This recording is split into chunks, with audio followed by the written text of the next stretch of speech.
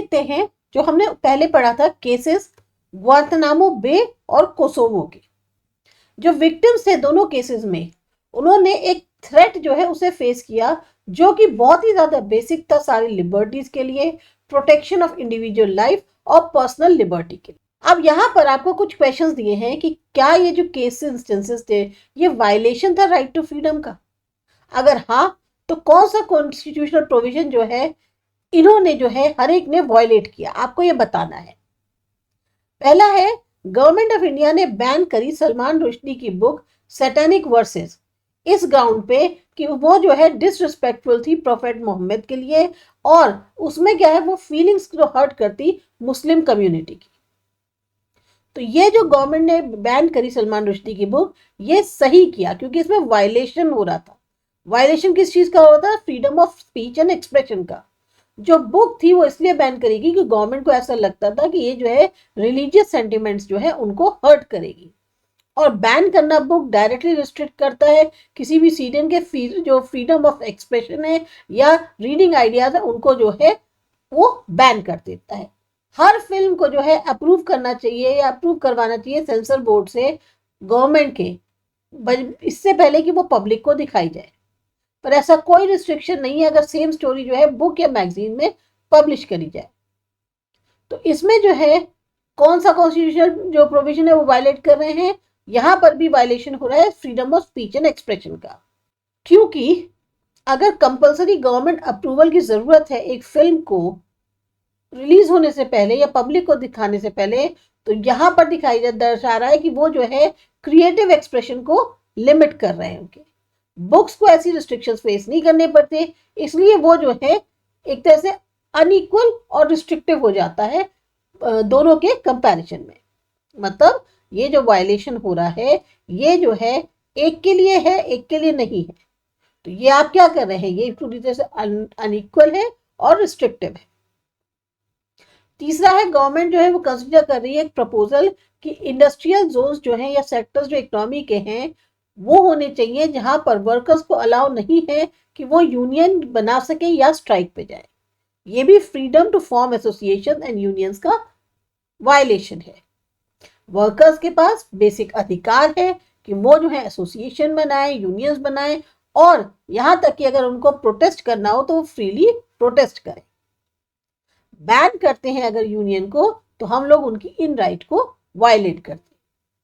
फिर फोर्थ है कि सिटी एडमिनिस्ट्रेशन ने इंपोज किया एक बैन पब्लिक माइक्रोफोन्स पर कि 10 बजे के बाद जो है पब्लिक माइक्रोफोन्स नहीं यूज किए जाएंगे, इसलिए कि वो जो है सेकेंडरी स्कूल एग्जामिनेशन जो है पास आ रहे हैं तो उसमें जो है इनको अलाउड नहीं। अब ये जो चौथा वाला है ये वायलेशन नहीं है बैन लगाना, ये एक रीजनेबल रिस्ट्रिक्शन है क्योंकि ये पब्लिक हेल्थ को बचा रहा है, उनके नॉइज पोल्यूशन को कम कर रहा है और हेल्प कर रहा है स्टूडेंट्स को ताकि वो एग्जाम में पढ़ सके। तो ये जो रिस्ट्रिक्शन है ये लिमिटेड है, रीजनेबल है और ना कि ये एक टोटल बैन। अब इसके बाद नेक्स्ट आता है राइट अगेंस्ट एक्सप्लॉयटेशन। एक बार राइट टू लिबर्टी और इक्वालिटी ग्रांट कर दी गई तो हर सिटीजन के पास ये अधिकार है कि अब उसका शोषण ना हो। तब भी कॉन्स्टिट्यूशन मेकर्स को लगा कि ये जरूरी है कि कुछ ऐसे क्लियर प्रोविजंस दिए जाएं ताकि एक्सप्लॉयटेशन जो है वीकर सेक्शन जो सोसाइटी के हैं उनका ना हो। कॉन्स्टिट्यूशन ने मेंशन करे 3 स्पेसिफिक इविल्स और डिक्लेयर किया उनको इलीगल। सबसे पहला उन्होंने कॉन्स्टिट्यूशन में जो है प्रोहिबिट करता है ट्रैफिक इन ह्यूमन बींग्स, मतलब बाइंग और सेलिंग ह्यूमन बींग्स की नहीं होनी चाहिए, खास तौर से विमेन की इमोरल पर्पसेस के लिए। दूसरा, कॉन्स्टिट्यूशन ने प्रोहिबिट किया है कि फोर्स्ड लेबर या बेगर किसी भी फॉर्म में, बेगर यानी भीख मांगना एक तरह की प्रैक्टिस है जब वर्कर को मजबूर किया जाता है कि आप जो है सर्विस करें फ्री ऑफ कॉस्ट और बहुत ही कम वेतन उनको मिलता है। बेगर बेसिकली यहाँ पर उन्होंने भीख मतलब से नहीं कहा, उन्होंने बेगिंग के पॉइंट ऑफ व्यू से कहा है कि आप जो है फ्री में किसी को सर्विस देते रहे या आपको बहुत कम वेतन मिले और इसके लिए मजबूरी में आपको करना पड़ रहा हो तो आपको कोई मजबूर कर नहीं सकता। जब ये जो प्रैक्टिस है एक लाइफ लॉन्ग बेसिस पे होती है तब इसे कहते हैं प्रैक्टिस ऑफ बॉन्डेड लेबर, बंधुआ मजदूर जो है फिर से कहा जाता है। फाइनली ने कॉन्स्टिट्यूशन ने जो है प्रोहिबिट करा है चाइल्ड लेबर। कोई भी किसी बच्चे को एम्प्लॉय नहीं कर सकता 14 साल से कम उम्र का कि वो उसकी फैक्ट्री में या माइन में काम करे या किसी ऐसे डेंजरस वर्क में काम करे जैसे रेलवेज या पोर्ट्स पर। इसको आधार मानकर बहुत सारी लॉज जो है वो बनाई गई है ताकि बच्चों को काम करने से रोका जा सके इन इंडस्ट्रीज में, जैसे बीड़ी बनाने वाली, फायर क्रैकर्स वाली, मैचेस वाली, प्रिंटिंग या डाइंग। अब यहाँ देखिए, इन्हीं के आधार पर रिपोर्ट्स जो हैं आपको एक राइट करना है लेटर एडिटर को या पिटीशन को कोर्ट को, जिसमें वायलेशन ऑफ राइट्स का अगेंस्ट एक्सप्लॉयटेशन बता रहे हैं। तो यहाँ 3 लेटर्स दिए गए हैं, आपको इन्हीं के बेसिस पर जो है एक लेटर लिखना है। 3 रिपोर्ट्स क्या क्या है? पिटीशन फाइल किया गया था मद्रास हाई कोर्ट में। पिटिशनर कह रहे हैं कि बहुत सारे जो बच्चे हैं जिनकी एज 12 और 7 के बीच की है, उनको गांव से ले जाया गया सलेम डिस्ट्रिक्ट के और उन्हें ऑक्शन में औलर नगर केरला के त्रिशूर डिस्ट्रिक्ट में बेच दिया गया। पिटीशन की रिक्वेस्ट जो है उन्होंने कोर्ट को करी है तो गवर्नमेंट को जो है इन फैक्ट्स पर चेक करे। चिल्ड्रन जो कि 5 साल के हैं उनको एम्प्लॉय किया गया आयरन ओर माइंस में, हॉस्पेट, संदूर और इक्कल एरियाज जो कर्नाटक में है। यहाँ उनको मजबूर किया जा रहा है कि वो गड्ढा खोदे, पत्थर तोड़े, उठाएं, उनको डंप करें, ट्रांसपोर्ट करें, और जो प्रोसेस है आयरन ओर का, जिसमें उनको कोई सेफ्टी इक्विपमेंट नहीं दी जा रही, फिक्स्ड वेतन नहीं है और ना ही फिक्स वर्किंग आवर्स है। बहुत high level of toxic waste को वो हैंडल करते हैं, माइन डस्ट को एक्सपोज होते हैं, जो कि एक उनके जैसे कहती है ना, जितना लेवल पे करना चाहिए उनको वो बेयर कर पाए उससे कहीं ज्यादा है। और इसी के कारण स्कूल ड्रॉप आउट रेट जो है इस रीजन में बहुत हाई है। जो लेटेस्ट एनुअल सर्वे हुआ नेशनल सैंपल सर्वे ऑर्गेनाइजेशन का, उसमें उन्होंने पाया कि number of female child labour जो है वो ज्यादा है रूरल और अर्बन एरियाज में, ग्रो भी कर रहा है। ये सर्वे रिवील करता है कि 41 फीमेल चाइल्ड लेबर्स जो है पर 1000 वर्कर पॉपुलेशन के रूरल एरियाज के हैं, जबकि प्रीवियस फिगर 34 थी पर 1000। जो फिगर है मेल चाइल्ड की वो 31 ही है। यहाँ पर आपको एक एक्टिविटी दी हुई है जिसमें आपसे बताया जा रहा है कि आपको कुछ एक्टिविटी में क्या करना है। मिनिमम वेजेस आपके स्टेट में क्या है ये जानकारी हासिल करिए। अगर पता है तो वेल एंड गुड, नहीं तो पता करिए। 5 ऐसे लोगों से बात करिए जो अलग अलग तरीके के आस पड़ोस में आपके यहाँ काम करते हो और उनको मिनिमम वेजेस मिल रहे हैं या नहीं, क्या उनको पता है कि उनके मिनिमम वेजेस हैं कितने, और जो विमेन है या मेन है दोनों को सेम मिल रहे हैं या अलग अलग मिल रहे हैं। नेक्स्ट आती है हमारी right to freedom of religion. Right to freedom जो है हमारा, उसमें right to freedom of religion भी आता है। इसमें भी जो कॉन्स्टिट्यूशन मेकर्स थे उन्होंने बहुत पर्टिकुलरली जो है इसको क्लियरली स्टेट किया है, मेंशन किया है। आपने चैप्टर 2 में पढ़ा था कि इंडिया एक सेकुलर स्टेट है। ज्यादातर लोग जो इंडिया में हैं, जैसे और बाकी पूरी दुनिया में हैं, अलग अलग धर्म को मानते हैं, कुछ बिल्कुल ही नहीं मानते किसी भी धर्म को। तो सेकुलरिज्म जो है इस आइडिया पर बेस्ड है कि स्टेट का जो कंसर्न है वो सिर्फ और सिर्फ ह्यूमन बीइंग्स के साथ है, ना कि ह्यूमन और गॉड के बीच का जो रिलेशन है उसके साथ। एक सेकुलर स्टेट कभी भी किसी रिलीजन को ऑफिशियल रिलीजन के तौर पे स्टैब्लिश नहीं कर सकता। इंडियन सेकुलरिज्म प्रैक्टिस करता है एक एटीट्यूड जो प्रिंसिपल्ड है, equal distance from all religions, मतलब वो जो है हमेशा एक दूरी बना के रखता है सारे ही धर्मों के साथ। स्टेट को न्यूट्रल होना पड़ेगा, इम्पार्शियल होना पड़ेगा जब भी वो किसी भी मैटर में किसी भी रिलीजन के साथ डील करते हैं। हर पर्सन को अधिकार है कि वो जो है प्रोफेस, प्रैक्टिस और प्रोपोगेट कर सकता है जिस भी रिलीजन को वो विश्वास रखता है। आपको कोई नहीं रोक सकता, आप उसका प्रचार करें, आप उसको प्रैक्टिस करें, आप उसके बारे में कहें, कोई इसके लिए आपको नहीं रोक सकता। हर रिलीजियस ग्रुप या सेक्ट जो है वो पूरी तरह से फ्री है अपने रिलीजियस अफेयर्स को मैनेज करने के लिए। अगर आप अपने रिलीजन का प्रचार करते हैं तो इसका मतलब ये नहीं है कि आपके पास ये अधिकार हो गया कि आप दूसरे इंसान को अपने रिलीजन में कन्वर्ट करें फोर्स, फ्रॉड, इंड्यूसमेंट या एल्योरमेंट के माध्यम से। मतलब आप उसको जो है मजबूर नहीं कर सकते। अगर आपको प्रचार करना है आप प्रचार करिए, पर आप दूसरे को जबरदस्ती अपने रिलीजन में कन्वर्ट नहीं करा सकते। जबरदस्ती करवा रहे हैं, धोखे से करवा रहे हैं, लालच देके करवा रहे हैं, ये चीज नहीं करनी चाहिए। एक इंसान पूरी तरह से आजाद है कि वो अपना रिलीजन बदलना चाहे अपनी खुद की मर्जी से, तो बात अलग है, पर आप जबरदस्ती नहीं कर सकते। आपको आजादी है कि आप अपने रिलीजन को प्रैक्टिस करें, पर इसका मतलब ये नहीं है कि पर्सन जो है जो मर्जी आए वो कर सकता है अपने धर्म के नाम पे। जैसे एग्जाम्पल के लिए किसी भी एनिमल्स को या ह्यूमन बींग्स को ऑफरिंग के तौर पर सुपर नेचुरल फोर्सेस या गॉड्स के आगे सेक्रीफाइस नहीं किया जा सकता। रिलीजियस प्रैक्टिसेस का मतलब जिसमें आप विमेन को इंफीरियर के तौर पर ट्रीट ना करें, या फिर आप जो है विमेन के फ्रीडम को जो है वायलेट ना करें। एग्जाम्पल के लिए अब आप किसी भी विडो को फोर्स नहीं कर सकते कि वो अपना हेड शेव करे या सिर्फ और सिर्फ व्हाइट क्लोथ्स पहने। एक सेकुलर स्टेट वो होता है जो कभी भी किसी को भी प्रोवाइड नहीं करता कोई भी प्रिविलेज या फेवर पर्टिकुलर रिलीजन के लिए, खास तौर से ना ही वो पनिश करता है, डिस्क्रिमिनेट भेदभाव करता है लोगों के खिलाफ उनके रिलीजन के आधार पर जिसको वो मानते हैं। तो गवर्नमेंट जो है किसी को भी मजबूर नहीं कर सकती, किसी भी पर्सन को, कि वो जो है टैक्सेस दे अपने प्रमोशन या मेंटेनेंस के लिए किसी भी पर्टिकुलर रिलीजन के लिए या रिलीजियस इंस्टीट्यूशन के लिए। आप कुछ भी डिमांड उनसे नहीं कर सकते।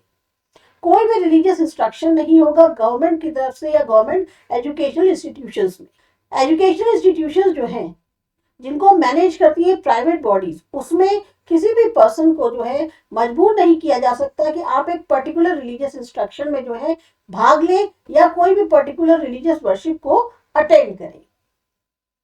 दूसरा आता है कल्चरल एंड एजुकेशनल राइट्स। आप सोचते होंगे कि क्यों हमारे कॉन्स्टिट्यूशन मेकर्स थे वो क्यों इतना पर्टिकुलर थे, जो भी हमारी राइट्स है माइनॉरिटीज की उनको इतना रिटन गारंटी उन्होंने प्रोवाइड करने में क्यों इतना ज्यादा पर्टिकुलरिटी दिखाई। क्यों ऐसा जो है मेजॉरिटी के साथ नहीं है कि स्पेशल गारंटी दी गई हो। तो इसका सिंपल सा रीजन है कि जो वर्किंग है डेमोक्रेसी की वो पावर देती है मेजॉरिटी को। ये लैंग्वेज कल्चर रिलीजन जो माइनॉरिटीज का है उसको स्पेशल प्रोटेक्शन की जरूरत है। अदरवाइज क्या होगा, वो निग्लेक्ट हो जाएंगे, उनका जो क्या कहते हैं वो उनका कोई उनकी तरफ ध्यान नहीं देगा, चाहे लैंग्वेज हो, रिलीजन हो, कल्चरल हो। भाई अगर मेजोरिटी की ज्यादा होगा तो सब उसी को सुनेंगे ना, माइनॉरिटी की तो कोई भी बात नहीं सुनी जाएगी। इसीलिए कॉन्स्टिट्यूशन ने जो है स्पेसिफाई किया है कल्चरल और एजुकेशनल राइट्स माइनॉरिटीज की। कोई भी सेक्शन जो सिटीजन का है जिसकी लैंग्वेज थोड़ी अलग है, कल्चर अलग है, उसके पास पूरा अधिकार है कि वो उसको कंजर्व कर सके, उसको प्रोटेक्ट कर सके। किसी भी एजुकेशनल इंस्टीट्यूशन जिसको कि गवर्नमेंट मेंटेन कर रही हो या उसे गवर्नमेंट एड मिल रही हो, वो मना नहीं कर सकता है सिटीजन को एडमिशन के लिए रिलीजन या लैंग्वेज के बेसिस पे। सारी माइनॉरिटीज के पास अधिकार है कि वो अपना कोई चॉइस का एजुकेशनल इंस्टीट्यूशन इस्टेब्लिश करें या उसे चलाएं। यहाँ माइनॉरिटी का मतलब ये नहीं होता सिर्फ रिलीजियस माइनॉरिटी, नेशनल लेवल पे कुछ जगहों पे लोग जो हैं एक पर्टिकुलर भाषा जो बोलते हैं वो मेजॉरिटी में है, वही लोग जो अलग अलग भाषा बोलते हैं या एक कोई डिफरेंट भाषा बोलते हैं वो माइनॉरिटी में है। अब जैसे तेलुगु जो है वहां आंध्र प्रदेश में मेजॉरिटी में है तेलुगु भाषा बोलने वाले, वहीं पास का जो स्टेट है कर्नाटक उसमें वो माइनॉरिटी में है। सिख जो है वो पंजाब में मेजॉरिटी में है, पर राजस्थान, हरियाणा या दिल्ली में वो माइनॉरिटी में है। अब आप यहाँ पर न्यूज रिपोर्ट पढ़िए और ये बताइए कि कौन सी जो राइट है उसके ऊपर बहस हो रही है इन केसेस में। पहला है कि इमरजेंसी सेशन जो शिरोमणि गुरुद्वारा प्रबंधक कमेटी ने जो है उनका जो सेशन हुआ उसमें उन्होंने रिजेक्ट कर दिया एक प्रपोजल कि सेपरेट बॉडी जो है वो बनाई जाए ताकि जो सिख श्राइन्स है उनके कामकाज का जो हरियाणा में उनको मैनेज किया जा सके।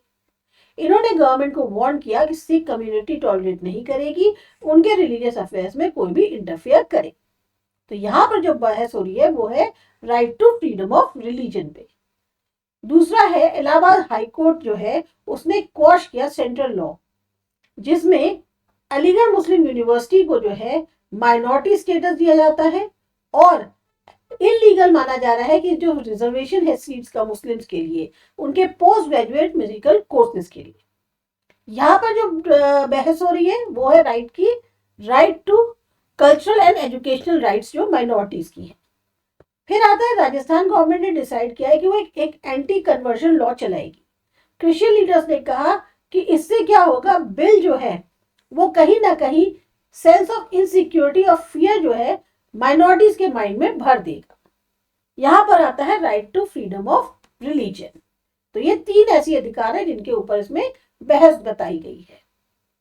अब हम इन राइट्स को सिक्योर कैसे कर सकते हैं? अगर राइट्स जो है गारंटी की तरह है तो वो तब तक काम की नहीं है जब तक कोई उनकी जो है रिस्पेक्ट ना करे। फंडामेंटल राइट्स जो कॉन्स्टिट्यूशन में है वो इंपॉर्टेंट किस लिए है? क्योंकि वो जो है लीगल है, वैलिड है, उनके ऊपर एक्शन लिया जा सकता है।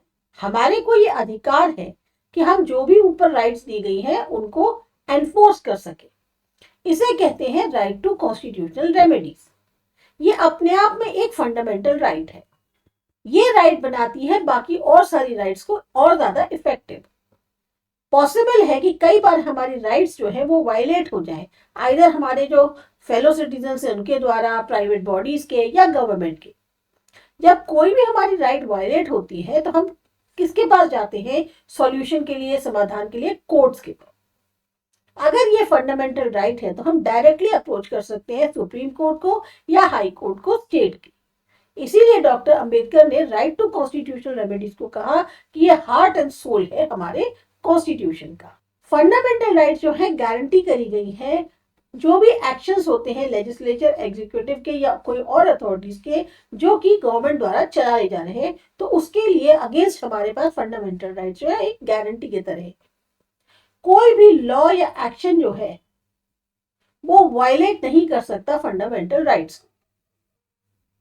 अगर कोई एक्ट लेजिस्लेचर या एग्जीक्यूटिव का ले लेता है या लिमिट कर देता है किसी भी फंडामेंटल राइट को, तो वो इनवैलिड माना जाएगा।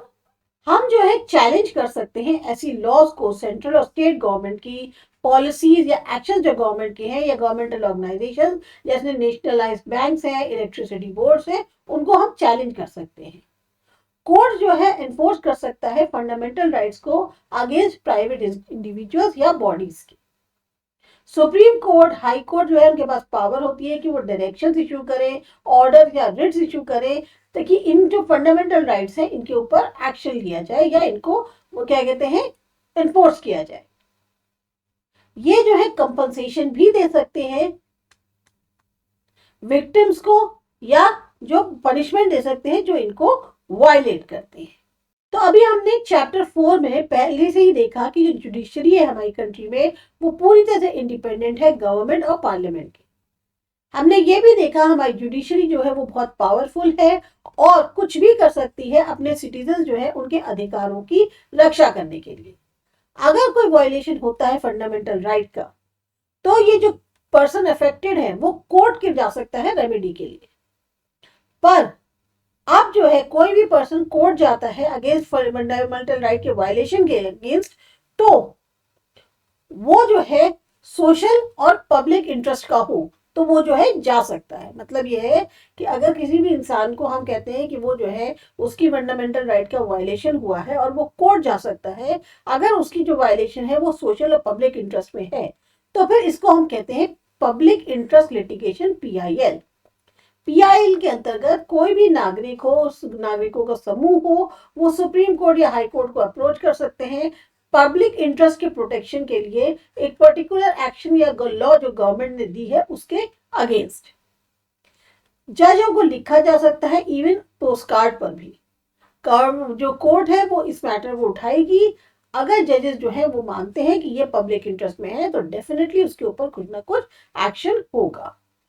एक्टिविटी क्या दी गई है कि अगर स्टेट ह्यूमन राइट कमीशन जो है आपके स्टेट में क्या अवेलेबल है, तो उसकी एक्टिविटीज क्या क्या है। आपको जो है पिटीशन लिखनी है NHRC को। अगर आप जानते हैं कि आपके जो भी क्या कहते हैं एरिया में ह्यूमन राइट्स का वायलेशन हो रहा है, उसकी कोई भी घटनाएं हो रही है, तो आप उसको जो है एक पिटीशन NHRC को डाल सकते हैं। NHRC, national human rights commission, बहुत सारे केसेस ह्यूमन राइट वायलेशन के अलग अलग फील्ड में पब्लिक नोटिस में लाए जाते हैं पूरी इंडिया में।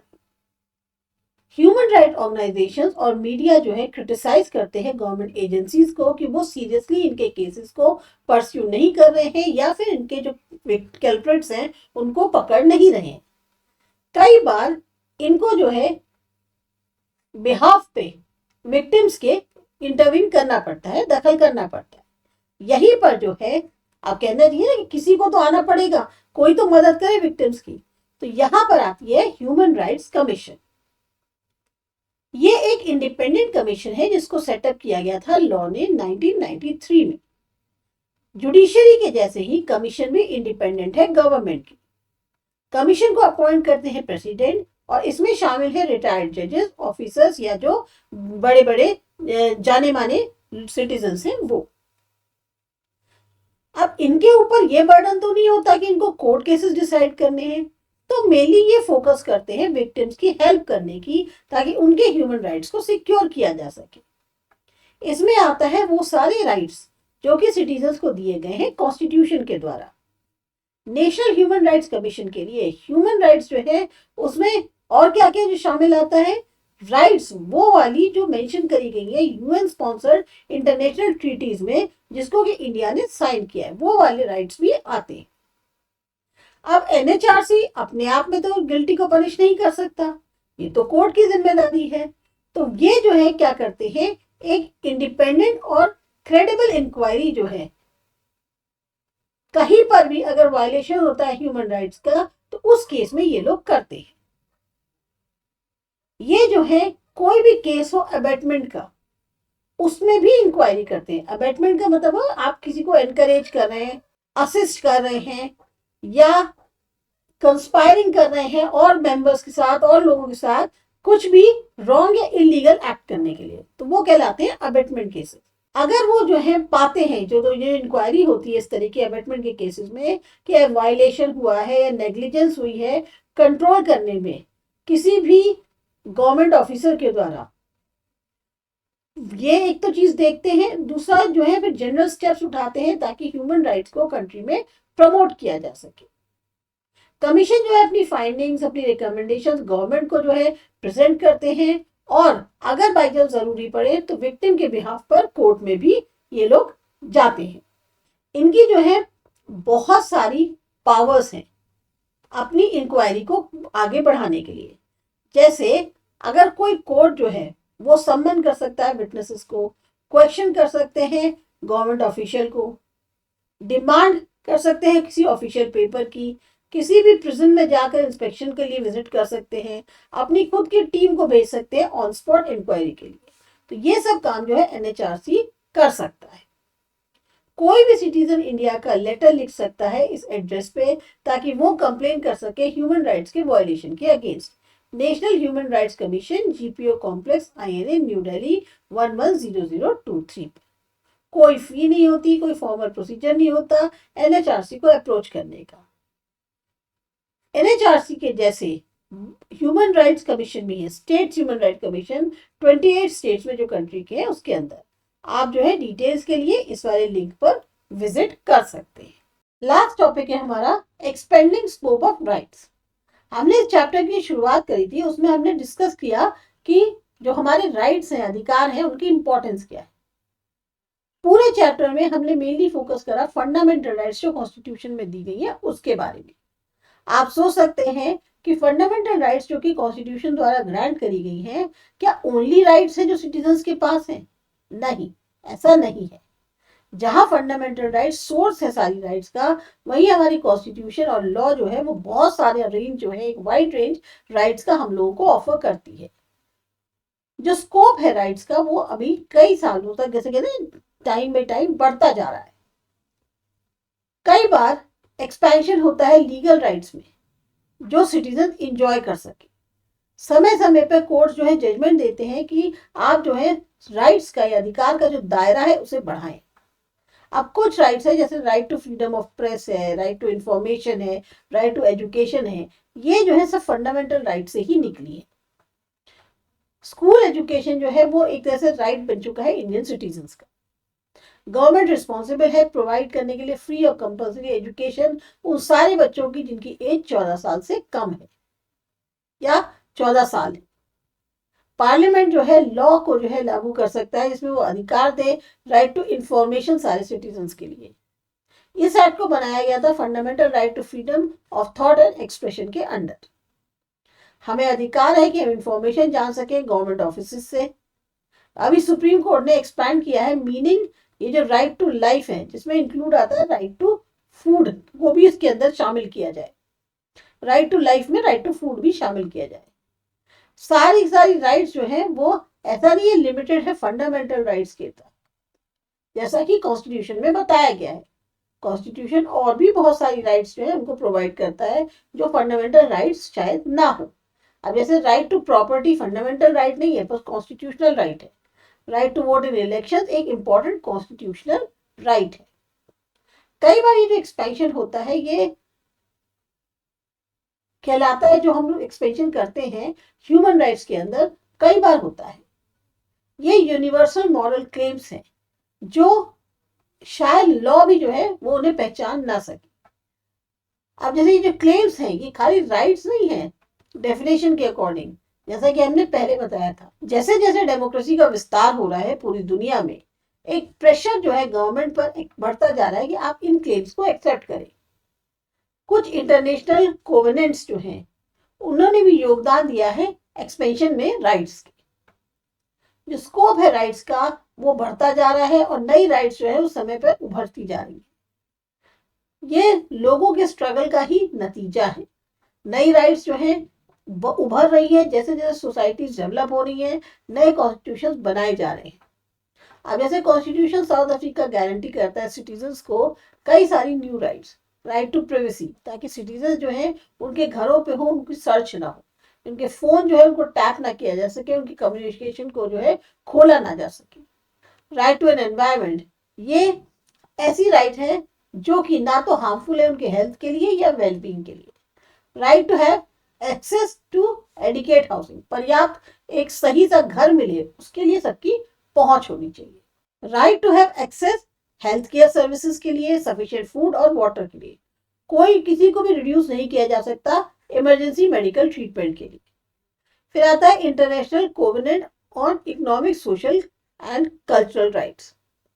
ये जो इंटरनेशनल कोवेनेंट रिकॉग्नाइज करता है बहुत सारे राइट्स को जो कि डायरेक्टली हिस्सा नहीं है फंडामेंटल राइट्स का इंडियन कॉन्स्टिट्यूशन में। अभी तक ये एक इंटरनेशनल ट्रीटी नहीं बना है, पर ह्यूमन राइट एक्टिविस्ट पूरी दुनिया में इसको स्टैंडर्ड ऑफ ह्यूमन राइट्स के तौर पे देखते हैं। अब इसमें क्या आता है? राइट टू वर्क, अपॉर्चुनिटी हर एक के लिए कि वो अपनी जीविका जो है या जीविका अपने खुद की कमाई से काम करके कमाए। Right to safe and healthy working conditions, fair wages जो कि उनको मिलने चाहिए, एक decent standard of living workers के लिए और उनकी फैमिलीज के लिए, ऐसे वेतन मिले ताकि वो एक सही से स्टैंडर्ड में रह पाए। एडिकेट स्टैंडर्ड ऑफ लिविंग की राइट, जिसमें पर्याप्त मात्रा में फूड, क्लोथिंग और हाउसिंग मिले। राइट सोशल सिक्योरिटी और इंश्योरेंस को लेकर। Right to health, medical care जो है इलनेस के दौरान, स्पेशल केयर विमेन की चाइल्ड बर्थ के दौरान या एपिडेमिक्स को रोकने के लिए। राइट टू एजुकेशन, फ्री और कंपल्सरी एजुकेशन और इक्वल एक्सेस हायर एजुकेशन के लिए। बहुत से लोग जो है सोचते हैं कि जो राइट टू वर्क है, राइट टू हेल्थ है, राइट टू मिनिमम लाइवलीहुड है या राइट टू प्राइवेसी है, वो जो है फंडामेंटल राइट्स बना देनी चाहिए इंडिया में भी। आप क्या सोचते हो? तो ये था आपका चैप्टर। आपको अच्छा लगा, समझ में आया? सब्सक्राइब करिए असा एजुकेशन। मिलते हैं अगले चैप्टर में।